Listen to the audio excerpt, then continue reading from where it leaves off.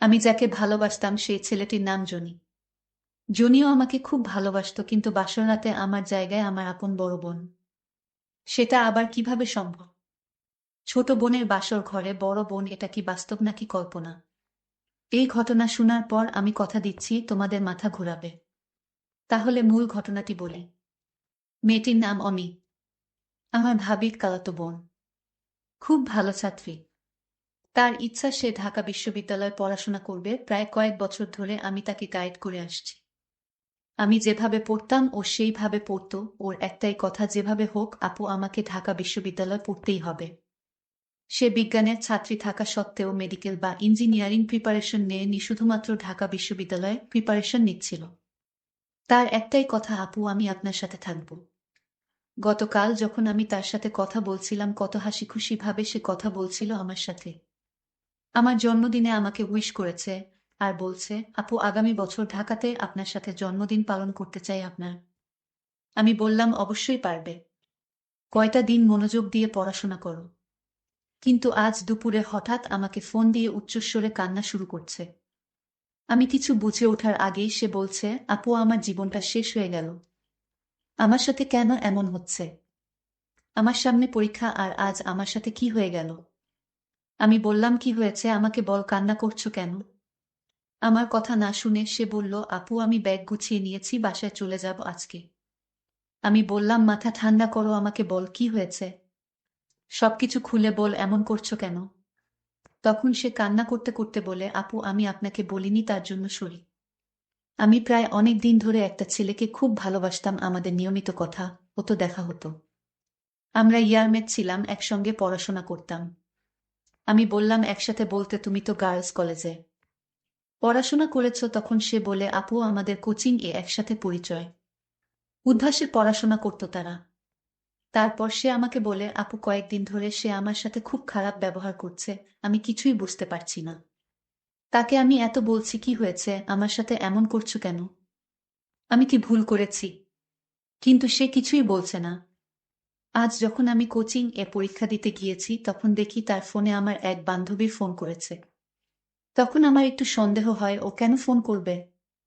আমি নাম্বার দেখেছি বলে সে আমার সাথে অপরাধীর মতো তাকিয়ে মাথা নিচু করে। তখন আমার সন্দেহটা আরো মজবুত হয়। আমার ভেতরটা কাঁপছিল, আপু মনে হচ্ছিল পায়ের নিচের মাটি সরে যাচ্ছে। আমি রুমে এসেই আমার বান্ধবীকে ফোন দিয়েছি, তোর সাথে রাকিবের কি সম্পর্ক বলতো। তখন সে বলে, আমার সাথে ওর 2 বছরের রিলেশন।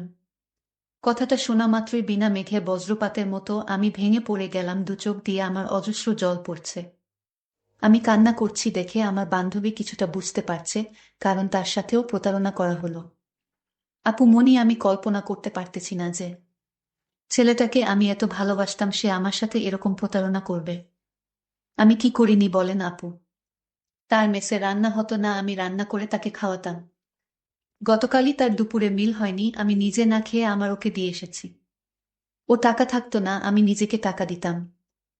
আমার মেসের সামনে এসে আমার কথা বলতাম, কিন্তু আজ দেখেন আমার সাথে কিভাবে প্রতারণা করলো। তখন আমি বললাম, দেখো যে প্রতারক, যে মিথ্যাবাদী, তার জন্য তুমি কেন কান্নাকাটি করছো? বরং তোমার আজ আনন্দ করার কথা। তুমি একজন প্রতারকের মুখোশ উন্মোচন করেছে।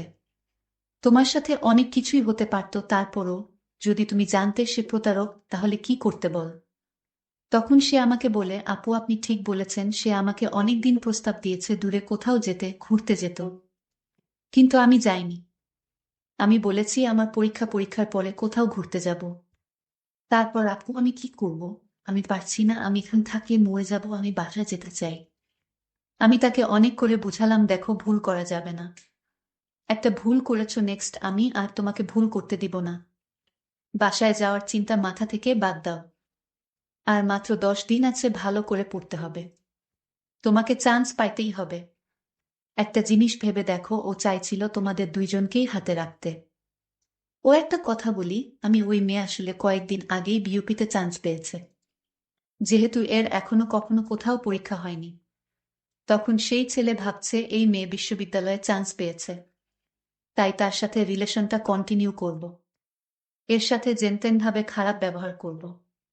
আমি ওকে বললাম, দেখো তুমি যদি ঢাকা বিশ্ববিদ্যালয়ে চান্স পাও, সে কিন্তু তোমার পেছনে লাগতো, তোমাকে ছাড়তো না। তুমিও তার মুখোশ উন্মোচন করতে পারতে না, কিন্তু তুমি একজন প্রতারকের সাথে জীবন যাপন করতে। আমি তোমাকে বলছি, আজ তোমার ঈদের দিন, তোমার সবথেকে খুশির দিন হওয়া উচিত। যে একজন মিথ্যাবাদী, বেঈমান, স্বার্থপর প্রতারকের মুখোশ উন্মোচন করেছে, নিজের জীবনকে বাঁচিয়েছে। এর মধ্যেই তার বান্ধবীর ফোন এসেছে। তার বান্ধবী বলছে, জুনি আমার বাসার সামনে এসে দাঁড়িয়ে আছে। আমার বড় বোন এভাবে আমাকে বুঝাতে লাগলো, কিন্তু আমার মন কিছুতেই বুঝে উঠতে পারছে না। আমি আপুকে বললাম, ওই ছেলে আমার সাথে কত ভালো ব্যবহার করত, আজ এমনটা কেন করলো? আপু, আমি কিছুতেই বুঝতে পারছি না। জনি আমার জন্য আমার প্রিয় খাবার নিয়ে আসতো প্রতিদিন। আমি রাগ করলে সে আমার রাগ ভাঙাতো। সে আমার সাথে এরকম প্রতারণা করতে পারে, এটা আমার বিশ্বাস হচ্ছে না। আপু, আমি জনিকে ছাড়া বাঁচব না। যে করে হোক ওকে আমার চাই আপু। আপু, তুমি আমার মায়ের সমতুল্য, তুমি আমার কথাটা রাখো। আরে পাগলি, জনি যদি তোরে না চায় তাহলে কি আমি জোর করে আনতে পারবো? আচ্ছা তুই নিজেই বল, জোর করে কি প্রেম ভালোবাসা হয়? আমার ছোট বোনকে আমি কিছুতেই বুঝাতে পারলাম না।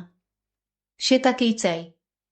তারপর যখন আমার বোনকে বুঝাতে পারছিলাম না, তখন তাকে একটা চড় দেয় তার গালে। শোনো, তোর জন্য আমরা কি না করেছি, আর তুই একটা বেইমান ছেলের জন্য কান্না করতেছিস। তুই যদি ওই ছেলের নাম দ্বিতীয়বার তোর মুখে শুনি তাহলে তোর আপুকে তুই হারাবি বলে দিলাম। আমি কোনো উপায় না পেয়ে নিজের মনকে বুঝাতে লাগলাম। আপু তো সত্যিই বলেছে, আমি একটা প্রতারক ছেলের জন্য কেন কান্না করব? বরং আমার খুশি হওয়া উচিত। আমার নিজের মনকে নিজেই বুঝালাম। এখন আর জনির জন্য আমার কান্না পায় না। আমি তাকে ভুলেই গেলাম। ওকে আমার মন থেকে চিরতরে মুছে দিলাম। আমি মনে মনে সিদ্ধান্ত নিলাম, মইরা যাব, তারপরও কোনোদিন তার নাম আমার মুখে আনব না।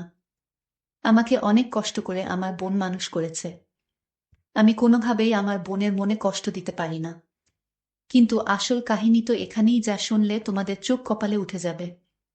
যাই হোক, এভাবে প্রায় 2 বছর চলে গেল।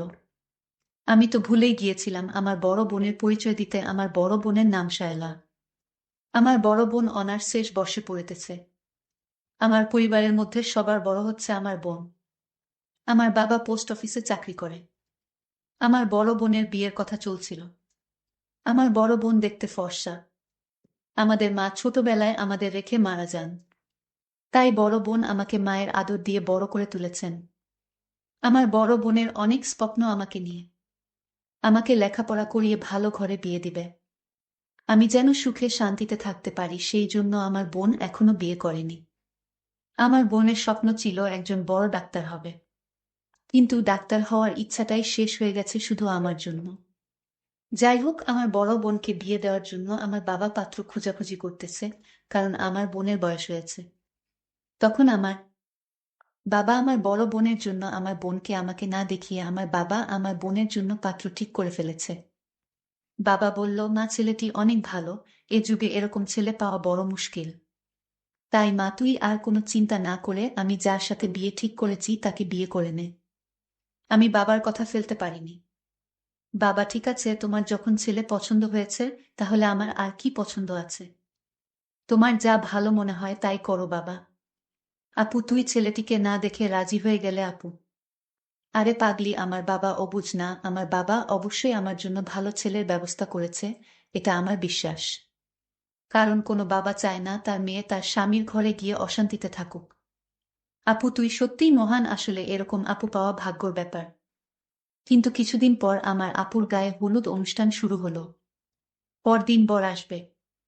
আমার আপু আমাকে ছেড়ে চলে যাব।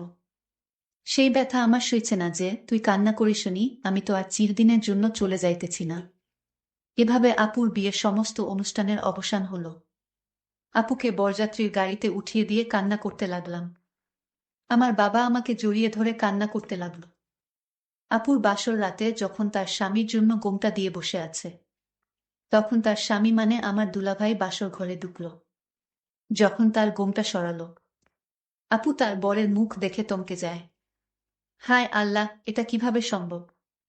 আমি একাকে বিয়ে করেছি যে কিনা একটা প্রতারক। আমার আর চিনতে বাকি রইল না। যে জায়গায় আমার ছোট বোন থাকার কথা, আর সেই জায়গায় আমি কিছুতেই মানতে পারবো না। আমি জনিকে বললাম, তুই হাত সরা। তুই আমার বোনকে যে কষ্ট দিয়েছিস, তুই আমার বোনের সঙ্গে যে প্রতারণা করেছিস, তোকে আমি স্বামী হিসেবে কিছুতেই মেনে নিতে পারবো না। জনি বলল, কি হয়েছে তোমার? আমি তো কিছুই বুঝতে পারছি না। তোর বোঝা লাগবো না।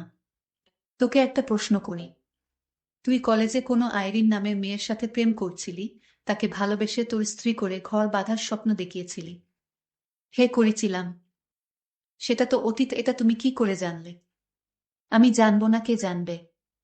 আমার বোন যখন তোকে ভালোবাসতো তখন আমাকে বলেছিল, তোর প্রশংসা করেছিল। তখন আমি তোকে দেখতে চেয়েছিলাম, আমার বোনে একদিন তোকে দূর থেকে আমায় দেখিয়েছিল। আর তুই আজ যাকে বিয়ে করেছিস, আমি তার বড় বোন শায়লা।